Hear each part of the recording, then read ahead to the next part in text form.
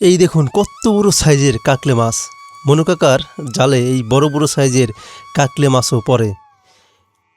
এই যে কাকলে মাছের যে দাঁত দেখুন, এই কাকলে মাছের দাঁতগুলো দেখতে অনেকটা কুমিরের দাঁতের মতো। দীর্ঘ 50 বছর ধরে পদ্মা নদীর বুকে মাছ শিকারে যেন এক অবিশ্বাস্য জাদুকর মোহাম্মদ মনিরুদ্দিন খাঁ।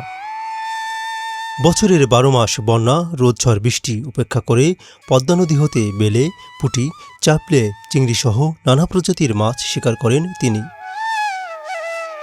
মোহাম্মদ মনিরুদ্দিন খাঁ ছোট্ট একটি নৌকায় জাল ও বাঁশের দুয়ারি দিয়ে মূলত মাছ শিকার করে থাকেন। অভাবের জাতাকলে পিষ্ট জীবন, তবুও সরলতা, সততা ও নিষ্ঠায় তিনি এক মানবিক মানুষ। বন্ধুরা, মনিরুদ্দিন কাকার মাছ শিকারের নতুন একটি পর্বে সকলকে স্বাগতম। বাংলার প্রকৃতি ও নদীর সৌন্দর্য দেখতে ভিডিওটি না টেনে সম্পূর্ণ দেখতে থাকুন। এটা কি বেলে? ওই যে দেখেন এইখানে আর একটা বেলে মাছ পড়ছে। এই যে এটাও সাইজ অনেক বড়। এই যে দেখেন কত বড় সাইজ। এইগুলো মনে হয় 20-25 কেজি হবে, তাই না? এর 1 কেজি বেলে মাছ তো মনে হয় 600-700 টাকার উপরে যাবে।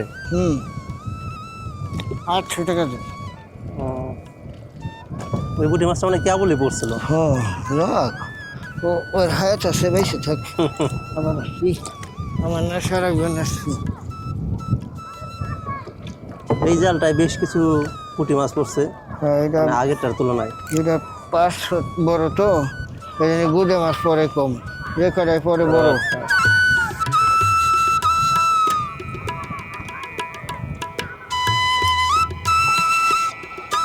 ওই যে দেখেন ওরা দুইজনে যাচ্ছে, সামনে থেকে নৌকা বাচ্ছে একজন, পিছন থেকে আর একজন বাচ্ছেন। এরা দুজন তো স্বামী স্ত্রী, তাই না? ও আচ্ছা। ওনারা নদীতে আসছিলেন ঘাস কাটার জন্য, যে কলাই কাটছে সেটা নৌকায় করে নিয়ে নিজেরাই বেয়ে বেয়ে উপাল যাবেন। সময়ের সাথে পদ্মা নদী যেমন বহু রূপ ধারণ করে, ঠিক তেমনই পদ্মা নদীকে কেন্দ্র করে গড়ে উঠেছে নানান রূপের কর্মশালা।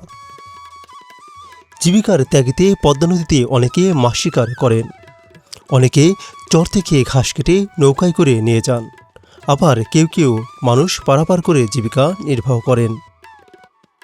এ নদী যেমন কেড়ে নিয়েছে বহু মানুষের ভিটেমাটি, ঘরবাড়ি, অপরদিকে দিয়েছেও বহু কিছু। এজন্যই হয়তো বলা হয় নদীর একুল ভাঙে ওকুল করে, এই তো নদীর খেলা। মাছ কি কালকে তুলনায় আসছে একটু বেশি মনে হয়? হ্যাঁ, মাছ বেশি।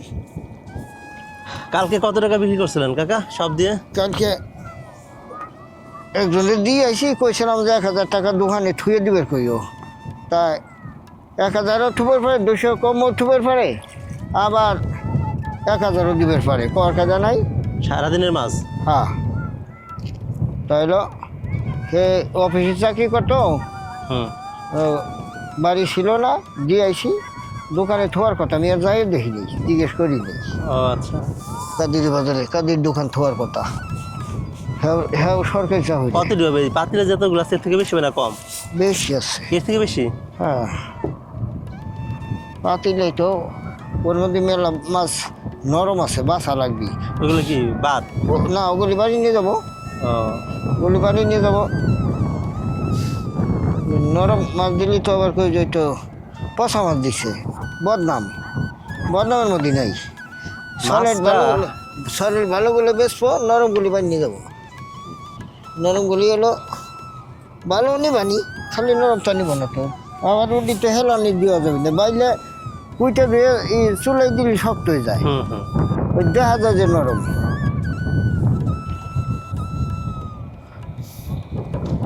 মাছটা হচ্ছে ছাড়ানোর পর একটু বরফ পানির মধ্যে রাখতে পারলে। আমি তো আবার ওই যে সময় উঠে নয় সেই সময় বেচালাই তো, এই জন্য বরফ রাহিনি। এক পাটা বরফের দাম, তাতে ঘরে 200 টাকা খরচ পড়ে যায়।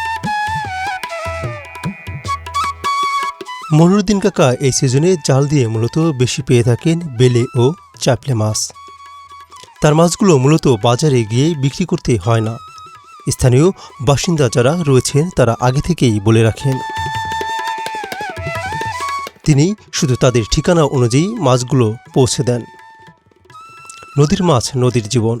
এখানে আয়ের কোনো নির্দিষ্ট সীমাবদ্ধতা নেই।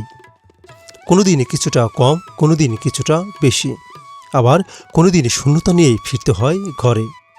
কালকে তার এমন জাল পাততো না, জাল পাততো কমাইয়া চলে যাবো সকাল যাতে হইসে উঠে বের পারি। কামাই কম বেশি যাই কিছু হোক। কাকি তো কাজ টাজ করতে পারে না না না, হে কয়টা রাইন দিতে পারে, ই হলো আমার হাজার শুকুর।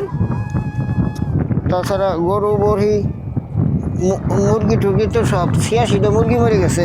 মুরগিতে মরক দেয় বড় দেশি মুরগি। দেশি মুরগি 86টা। ওরে বাপরে, বাড়িতে কি ফার্ম নাকি মুরগির? আর আমি ফার্মের মতোই আমার বাড়ি মুরগি আগা গোড়াই থাকে।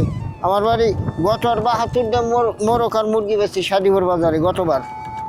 আর এবার হলো এক আর 86টা মুরগি দিয়ে মোরগ দিয়ে বড় দিয়ে ছোটো দিয়ে সব চলে গেছে, মরে গেছে। কি ছোট ছোট বাচ্চা পোলা পান দেখেন, হয়তো হাতটাই মানে চলে। ওরা সাঁতার কেটে হ্যাঁ চলে নদীর উপর থেকে এবার আসতেছে, কত হ্যাঁ। সাহস পোলা পানের। ও প্রতিদিনই আসে। এবার চলে আসবে। হ্যাঁ প্রতিদিনই আসে। ওই যে বাল্যেশ্বরে শীত হয়ে হুবি বালি মাহাবি গতর বইলে ওই দেখো কালকে এটা পড়ছে যে হ্যাঁ আর একটা আগে আসে নিবার। ওই সামনে না?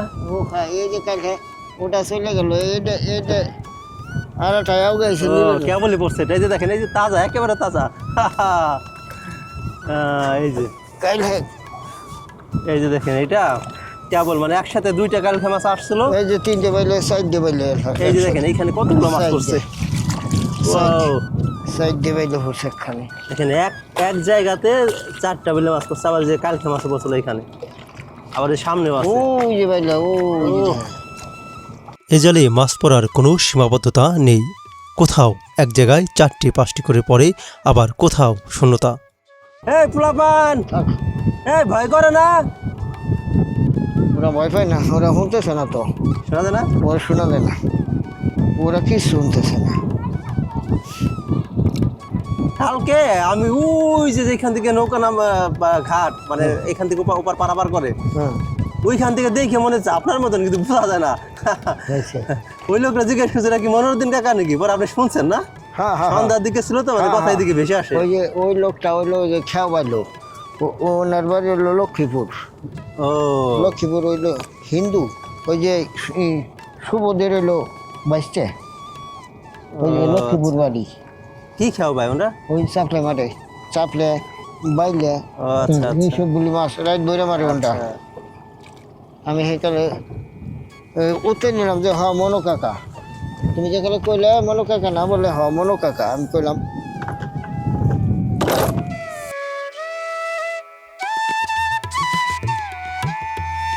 পদ্মাকুলে বসবাসরত ছোট ছোট ছেলেমেয়েরা পদ্মা নদীতে গোসল করতে সে নদীর ওপার থেকে এপার সাঁতরে আসে। এত বৃহৎ ও গভীর পানিতে তাদের নির্ভয়ে সাঁতার কাটতে দেখে আমি রীতিমতো বিস্মিত হয়েছি। এই এদিকে আসো, এদিকে আসো, এদিকে আসো। ওরা ওই যে বোতল, মানে বোতল ধরে সাঁতার আসছে না? হ্যাঁ হ্যাঁ, ওরে বুদ্ধি। বোতল এই যে- পেটে টানি দিয়ে দেখেন এইখানে অনেকগুলা মাছ পড়ছে, বেলে মাছই সব। এইখানে বেলে মাছই বেশি। ওই লোক কি মাছ মারে নাকি শুনলো। ওই যে নৌকায়? না উনি ওনারাও স্বামী স্ত্রী দুজন, ওই যে ওনারা দুইজন ওনারই ভাই, আপন ভাই। ওই যে গেল, ও আচ্ছা আচ্ছা। উনি আবার আইলো, ওনার বউ আবার ওই যে চরে আছে। ও আচ্ছা। ওনরা খেত খোলা করে, ওনরা আপন ভাই দুজন। নদীতে যারা আপনার এই যে চরে যারা কাজ করে, বেশিরভাগই স্বামী স্ত্রী মিলেই কাজ করে। হুম। ওই যে দেখেন বাচ্চারা এই পদ্মা নদীতে গোসল করতেছে, ওরা উপর থেকে সাথে আসছে। ড্যাম দে যাই, ও ড্যাম দে। এই জায়গা ওই জায়গা। বন্ধুরা দেখুন, এই যে এরা পদ্মা নদীর উপর থেকে সাঁতরে আসছে এপার। এই তোমরা কি প্রতিদিন নদীতে গোসল করো? প্রতিদিন? উপর থেকে সাঁতরে আসছো? এই যে পিচ্ছিটা উপর থেকে সাঁতরে আসছে, দেখছেন? এই যে আমি 2 দিন আসছি পদ্মা নদীতে গোসল করে 2 দিন। 2 দিন? আজকে প্রথম এদিকে ও আচ্ছা, এদিকে আসো, এদিকে আসো, এদিকে আসো। এই যে দেখেন এরা 3 জন ওই পদ্মা নদীর উপর থেকে সাঁতরে এপার আসছে। এই নাম কি তোমার? হাসিবুল। আপনার নাম? আব্দুর রহমান। আব্দুল রহমান। তোমার নাম কি? আব্দুল্লাহ। তোমরা প্রতিদিন গোসল করো নদীতে? ভয় লাগে না? কতক্ষণ গোসল করবা? এই তো ওপার যাবো, ওপার থেকে আবার উপরে যাবো। সাঁতরে? সাঁতরে তোমার বয়স কত? 11 কিসে পড়ো? ওরি ওয়ান ওয়ান। আর তুমি কিসে পড়ো? করি না পড়ালেখা করো না? দেখেন এই যে এই 11 বছর বয়স এই বাচ্চা আর এই যে ভাই একটু বড়, কিন্তু এরা দুজন এত ছোট, এরা দুইজনে তিনজনে পদ্মা নদীর উপার থেকে রে ভাই সাঁতার কেটে আসছে এপার। পানি কেমন? ঠান্ডা? কুমির আছে না পানিতে? না এই যে এদিকে আসো, এদিকে আসো, এদিকে আসো। এই যে দেখেন ওরা গোসল করতেছে। আমরা উপরে যাবো। ওই যে দেখেন বাচ্চারা এখান থেকে ওই যে ভিতরের দিকে চরে চলে গেছে ওরা। এই যে ভাইও যাচ্ছেন, এরা চরে গিয়ে ওই যে বালুর উপরে শুয়ে আছেন সি বিচের মতো। ওই যে দেখেন বালুর উপরে যায় শুয়ে আছে, মনে হচ্ছে যে এটা কক্সবাজারের সি বিচ। ওরা বাচ্চারা কত আনন্দ করে, ওই যে দৌড়া যাচ্ছে।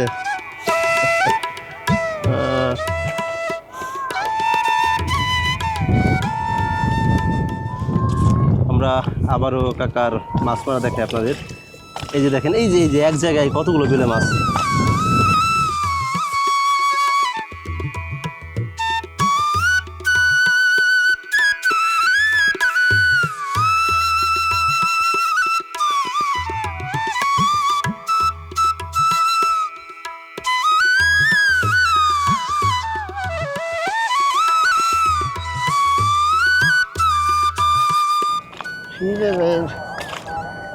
করলাম না দাদা দিয়ে হেলাম আমারও কাছে গিয়েছে আল্লাহ রহমতে।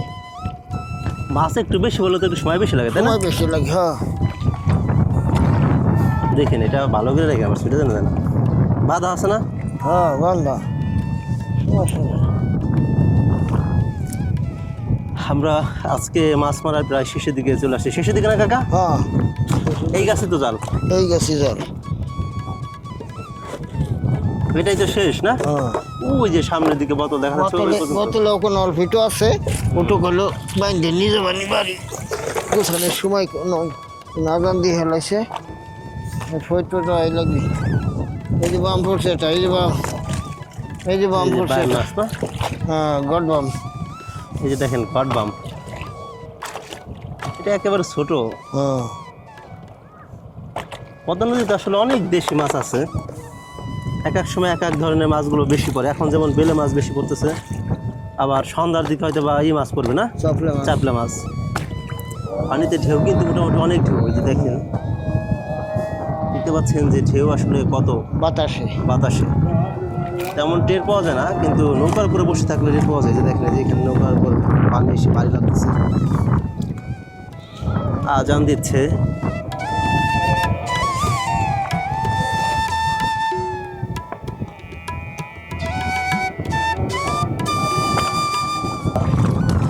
গাংচেলা না, হ্যাঁ তাজা একেবারে। এই যে এটা হচ্ছে গাংচেলা। ওইটা কি? জানছে না। চেলা মাছ না? ওই যে দেখেন তাজা। আমরা মাছ জাল থেকে তুলতে তুলতে সামনের দিকে এগিয়ে এটা যাচ্ছি। হলো বাতাসি। কি এটা? বাতাসি? বাতাসি। ও বাতাসি মাছ পাওয়া যায় তাহলে? হ্যাঁ ও আচ্ছা, বাতাসি পাবো তার কিছুদিন পর। বাতাসি মাছের তো আসলে অনেক স্বাদ, তাই না? হেভি মূল্য। ও বাতাসি পাপটা সবই পাই। আচ্ছা। মাছ তো নাই, তা পাবো কি?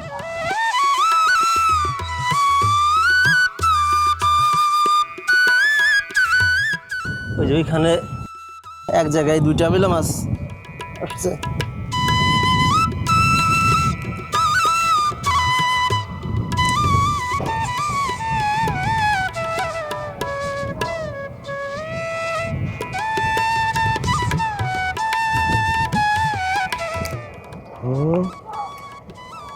মাথা ছিঁড়ে পড়ে গেল।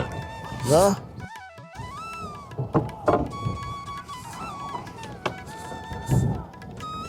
মাছ ধরতে ধরতে আমরা সামনের দিকে এগিয়ে যাচ্ছি। এগুলো কি এই যে কাঠিতে পেঁচা যায় না? ও পেশায় এবার সেরে যায়, কাটি না হলে মাছ পাওয়া যায় না তো। ও মানে ওই শোলায় উপরের দিকে জায়গায় রাখে আর কাঠি হচ্ছে নিচের দিকে হ্যাঁ, তুলে হ্যাঁ। রাখে। জানছিল এটা কি গাংচেলা? ছিল আচ্ছা, বাইলে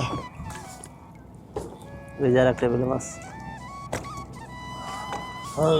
ওই যে আর একটা।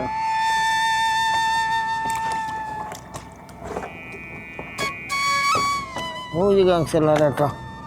ওই যে উপরের দিকে না? হুম, ও আচ্ছা, এই যে নিচে বেলে মাছ আছে একটা কাকা। হ্যাঁ দেখছি, সেলা ছাড়াই নেই আগে। এই যে দেখেন, এটা হচ্ছে চেলা মাছ, এইখানে এটাকে গাং চেলা বলে। এই চেলা মাছগুলোর স্বাদ মানে দুর্দান্ত স্বাদ, হ্যাঁ, একদম দেখতেই কি সুন্দর লাগে মাছগুলো।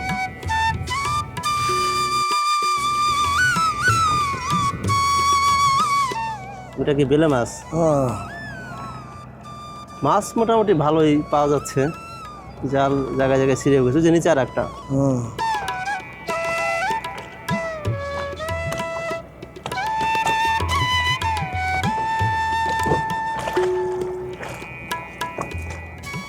এইখানে যে এটা আছে 1 কেজির উপর হবে না কাকা? হ্যাঁ, বেশি আছে। এটার মধ্যে যে মাছ পাইছে এটার মধ্যে রাখছে দেখেন, আর হচ্ছে যে এই এই যে জালের মধ্যে রাখা। ওই যে কালে গামলায় সাজা সেকালে দেখাবানি। এটা কি এখনই নিয়ে যাবেন? হ্যাঁ, এখনই বাড়ি দিয়ে ওই বাবলোর বাড়ি দিয়ে তারপরে হলো ফরিদপুর যাবেন? হ্যাঁ, ও নামাজ আচ্ছা। সইরে তারপরে ফরিদপুর যাবো। সইদা আইনে এই ঘাটে আবার নামবো।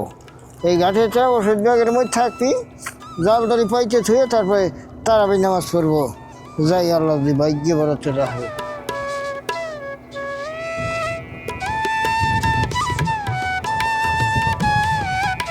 আল্লাহু আকবার। ওই যে আর একটা না? হুম,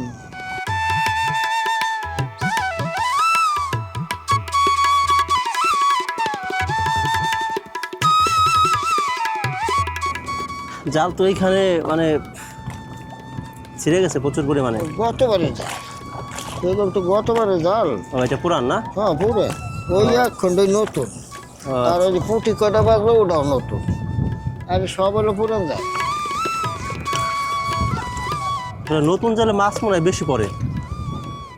নতুন জালে মাছ পরে মোটামুটি।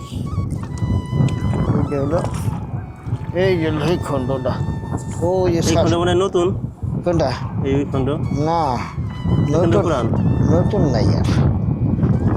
এলো ওই যে খণ্ডটা সে সময় প্রথম এসে ধরলাম করলাম যে ওই কোনা যাই, এই খণ্ড ওই কোনাতে সাইডে।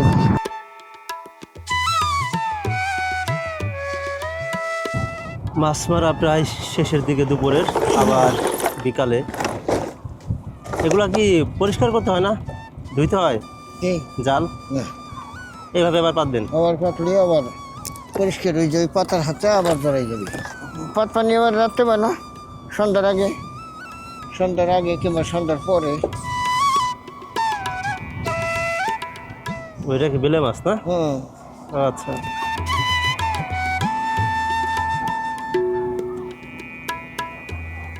সন্ধ্যার আগে পাতার পরে আপনার আবার যে কালকে সকালে উঠাবেন? কালকে সকাল উঠে। ও আচ্ছা, এটা ওই যে এখন এটা ওই যে আমার দেরি হবে, তারপরে ছেড়ি খাইয়া যদি না ঘুমাই ওই যে তাহলে নিচের দিকে। শরীরে অসুস্থ হয়ে যাবি।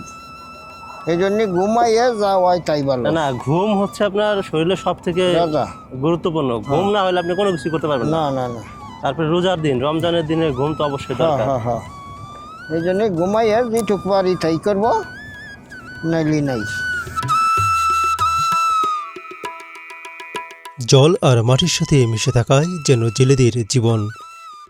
জীবিকার ত্যাগিতে বন্যা, রোদ, বৃষ্টি, ঝড়, সকাল সন্ধ্যা রাত সারাক্ষণই এই পদ্মা নদীতে চলে মাছ ধরার নানান প্রক্রিয়া। এরূপ হাজারো জেলে পদ্মা নদীর জল ও মাটির সাথে সংগ্রাম করে কাটিয়ে দেন জীবনের শেষ সময়। ভালো থাকুক বাংলার প্রত্যেকটি জেলে, শ্রমজীবী ও খেটে খাওয়া মানুষেরা।